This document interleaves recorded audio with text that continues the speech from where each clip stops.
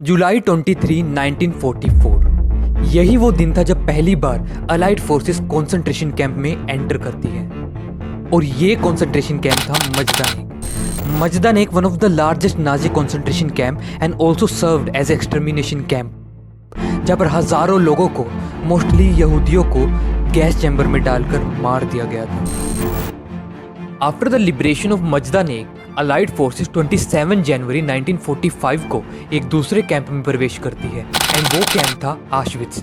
And जो उन्होंने वहां पर देखा उसके बारे में सुनकर पूरी दुनिया हैरान रह गई।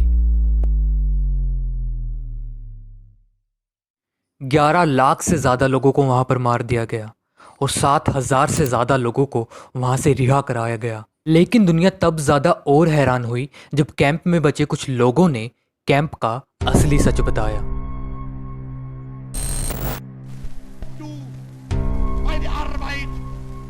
30 जनवरी 1933 को जर्मनी में हिटलर पूरी तरह से सत्ता में आ जाता है और उस दिन राष्ट्रपति पोल वॉन हिंडनबर्ग ने हिटलर को जर्मनी का चांसलर नियुक्त किया।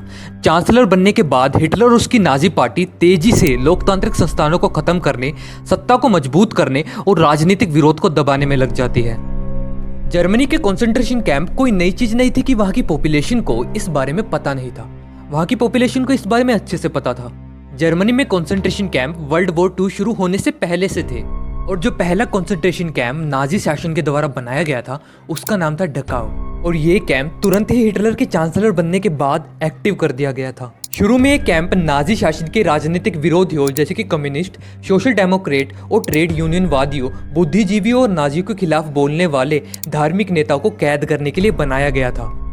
मतलब कि आसान भाषा में समझे तो जो भी नाजी शासन के खिलाफ बोलने की हिम्मत करता या उसका विरोध करता उसको इस कैंप में कैद कर लिया जाता था। जर्मनी में पूरी तरह से सत्ता में आने के बाद हिटलर मास मर्डर के लिए एक पॉलिसी लेकर आया था जिसको उस समय पर काफ़ी ज़्यादा सीक्रेट रखा गया था। नाजी आइडियोलॉजी की इस पॉलिसी को कहा गया the final solution to the Jewish problem. Poland पे जर्मनी के कब्जे के बाद नाजी अपने कंसंट्रेशन कैंप पोलैंड में सेटअप करते हैं। द फेमस रुडोल्फ होस जो कि जर्मन एसएस ऑफिसर थे, ऑश्विट्ज कैंप के फर्स्ट कमांडेंट भी थे।